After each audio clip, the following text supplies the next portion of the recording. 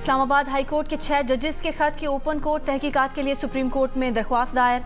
मियां Dawood advocate ने supreme court में आईनी दरख्वास्त दायर की। आईनी दरख्वास्त में सुप्रीम कोर्ट से बाइख्तियार कमीशन बनाकर इंक्वायरी कराने की इस्तदा की गई है। दरख्वास्त गुजार ने कहा कि इस्लामाबाद हाई कोर्ट के जजेस का खत एक तयशुदा मनसूबा लगता है। दरख्वास्त में मौक़िफ़ अपनाया गया कि सुप्रीम जुडिशल काउंसिल ऐसे तनाज़ात की तहकीकात का इदारा नहीं। जजेस का सुप्रीम जुडिशल काउंसिल को खत अदलिया को स्कैंडलाइज करने के मुतरादिफ है। 6 जजेस ने अपने खत में बानी पीटीआई के सिर्फ एक मुकदमे की मिसाल पेश की।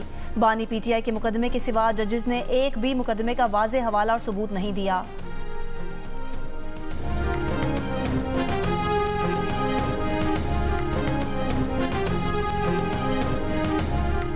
तहरीक इंसाफ का जजेस के खत पर तहकीकात के लिए जुडिशल कमीशन बनाने और बानी पीटीआई के मुकदमात कलअदम करार देकर रिहाई का मुतालबा। चेयरमैन पीटीआई बैरिस्टर गौहर ने कहा है कि इस्लामाबाद हाई कोर्ट के जज साहिबान दबाव से मुतालिक हक़ाइक़ सामने लाए हैं। खत लिखने वाले जज साहिबान और उनके खानदान का तहफ़्फ़ुज़ यकीनी बनाया जाए। बानी पीटीआई को तमाम सजाएं दबाव में दी गईं। 5 दिन में 3 केसेस में सजाएं दिलवाई गईं। शवाहिद पेश करने और सफाई का मौका तक नहीं दिया गया। उमर अयूब ने कहा है कि सुप्रीम जुडिशल काउंसिल से गुजारिश है कि इस मामले पर ठोस इक़दाम किए जाएं।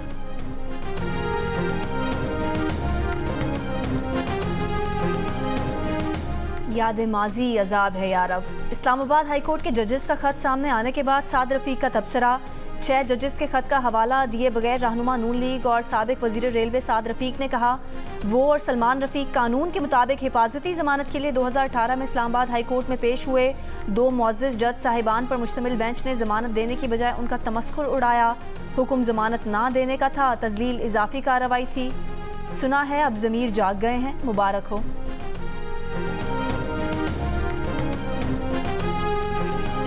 इस्लामाबाद हाई कोर्ट के 6 जजेस ने अदलिया में खुफिया इदारों की मुबैना मुदाखलत पर जुडिशल कन्वेंशन बुलाने का मुतालबा कर दिया। सुप्रीम जुडिशल काउंसिल को लिखे गए खत में जजेस के साथ पेश आए वाक़यात का जिक्र किया। लिखा कि एक हाई कोर्ट जज के खिलाफ सुप्रीम जुडिशल काउंसिल में रेफरेंस दायर करके इस्तीफा देने पर दबाव डाला गया।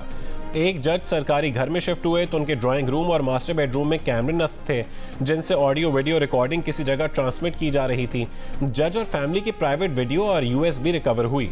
12 फरवरी 2024 को 5 जजेस ने chief justice Islamabad high court को फुल कोर्ट मीटिंग बुलाने के लिए लिखा जो अब तक नहीं बुलाई गई।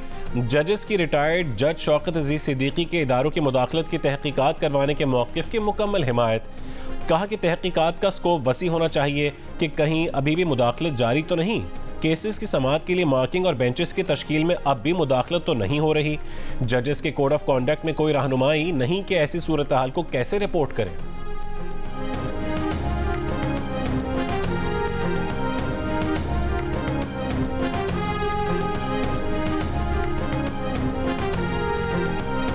इस्लामाबाद के कैदियों को किस अरेंजमेंट के तहत अडयाला जेल में रखा है? इस्लामाबाद इंतजामिया के अडयाला जेल हुकाम के साथ क्या मामला तय हैं? ज़ेर इल्तवा मुकदमात के कितने कैदी किस तरह रखे हैं? जवाब जमा कराएं। इस्लामाबाद हाई कोर्ट ने चीफ कमिश्नर इस्लामाबाद से दोबारा रिपोर्ट तलब कर ली। बानी पीटीआई की जेल मुलाकातों पर पाबंदी के खिलाफ दरख्वास्त पर समाअत में चीफ कमिश्नर के वकील ने रिपोर्ट जमा कराने के लिए वक्त मांग लिया। अडयाला जेल हुकाम ने कहा कि हमने रिपोर्ट अदालत में जमा करा दी है। रिपोर्ट में बानी पीटीआई के केसेस और कैदियों की तफसील है। शेर अफजल मरवत के वकील ने कहा कि अडयाला जेल से 1.5 किलोमीटर पहले चेक पोस्ट बना दी गई है। चेक पोस्ट से गदा गाड़ी भी गुजरती है, सिर्फ हमारी गाड़ी रोक लेते हैं। सरकारी वकील का कहना था कि अडयाला जेल में मुलाकातों पर 2 हफ्तों की पाबंदी का नोटिफिकेशन गैर मौसर हो चुका। अदालत की शेर अफजल मरवत को जेल हुकाम से ताउन करने की भी हिदायत। केस की समाअत ईद के बाद तक मुलतवी कर दी।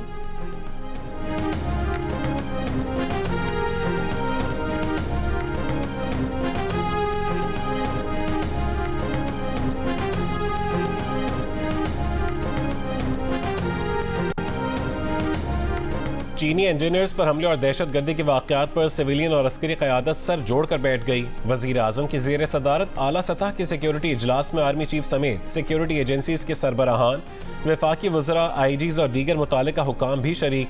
पाकिस्तान में काम करने वाले चीनी बाशिंदों की सिक्योरिटी से मुतालिक उमूर पर गौर। सिक्योरिटी ऑडिट भी किया जा रहा है। चीनी सफारत खाने का बेशाम में दहशतगर्द हमले की मुकम्मल तहकीकात का मुतालबा। वज़ीर आज़म शहबाज शरीफ की पाकिस्तानी हुकूमत की जानिब से आला सतह पर तहकीकात करवाने की यकीन दहानी। कहा कि पाक चीन दोस्ती को नुकसान पहुँचाने की मज़मूम कोशिशों को कामयाब नहीं होने देंगे। गुज़श्ता रोज़ शांगला में मुसाफिर वैन पर खुदकुश कार बम हमले में खातून समेत 5 चीनी इंजीनियर्स और ड्राइवर हलाक हो गए थे।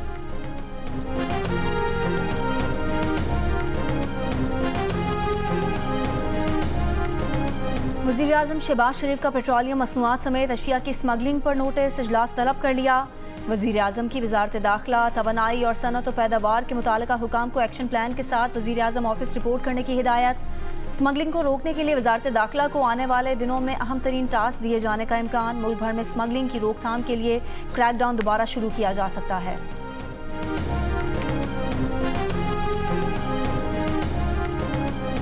सेनेट इलेक्शन के लिए कागजात नामजदगी वापस लेने का आज आखिरी रोज। MQM के शब्बीर कायम खानी और अबू बकर ने कागजात नामजदगी वापस ले लिए। इलेक्शन कमीशन सिंध के बाहर मीडिया से गुफ्तगू में शब्बीर कायम खानी ने कहा कि पार्टी पर बाहर से कोई मुसल्लत नहीं होता, सबकी कुर्बानियां हैं। पार्टी ने हमें कहा कि कागजात वापस ले लें। पार्टी का यह फैसला दुरुस्त है, बेहतर नताइज मुरतब होंगे।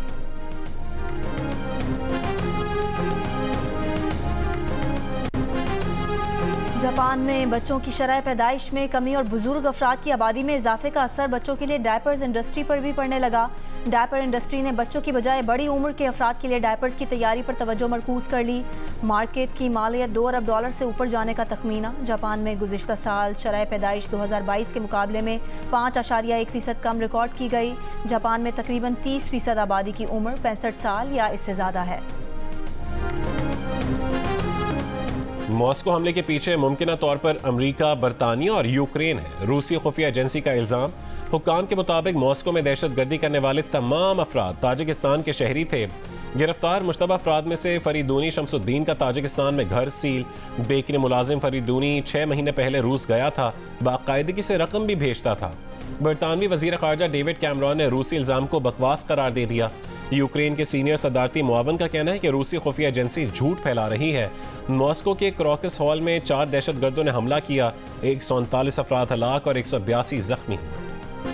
पाकिस्तान में ही नहीं, तरक्की याफ्ता मुल्क बरतानिया में भी बिजली और गैस के मीटर्स खराब होने पर भारी बिल आने का इंकशाफ। मीडिया रिपोर्ट के मुताबिक बरतानवी घरों में नस्ब तकरीबन 40 लाख स्मार्ट मीटर्स खराब हैं। मीटर्स का ऑनलाइन राबता मुनक़ता होने पर कंपनियां सार्फिन को औसतन बिल भेजती हैं। ज़ायद अदायगी वाले सार्फिन को मीटर्स ठीक होने पर रकम वापस लेने में भी मुश्किलात पेश आती हैं। साबिक अमरीकी सदर डोनाल्ड ट्रंप का ताज़ा तरीन business venture God bless the USA Bible $60 में बेचने के लिए पेश कर दिया गया। सोशल मीडिया पर जारी वीडियो में ट्रंप हामियों को $60 में बाइबल खरीदने पर माइल करते दिखाई दिए। वीडियो में ट्रंप का कहना था कि तमाम अमरीकियों को अपने घर में एक बाइबल की ज़रूरत है और ये बाइबल उनके पास बहुत सी हैं। ये उनकी पसंदीदा किताब है। ट्रंप के कारोबारी मामलात से वाकफियत रखने वाले शख्स का कहना है कि ट्रंप बाइबल फ़रोख्त नहीं कर रहे, लेकिन वो ख़रीदारों से रॉयल्टी हासिल करेंगे। ट्रंप की बाइबल की फ़रोख्त का मामला ऐसे वक्त में सामने आया है जब उनको मुतादिद मुकदमात के सिलसिले में माली दबाव का सामना है। ट्रंप कैंपेन टीम का कारोबारी मामलात के बारे में जवाब देने से गुरेज।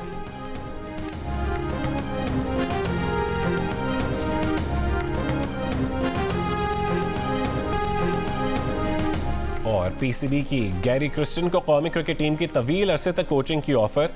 ज़राए के मुताबिक गैरी क्रिस्टन ने पाकिस्तान क्रिकेट बोर्ड से वक्त मांग लिया है। गैरी भारतीय और जनूबी अफ्रीकी टीम की कोचिंग भी कर चुके हैं।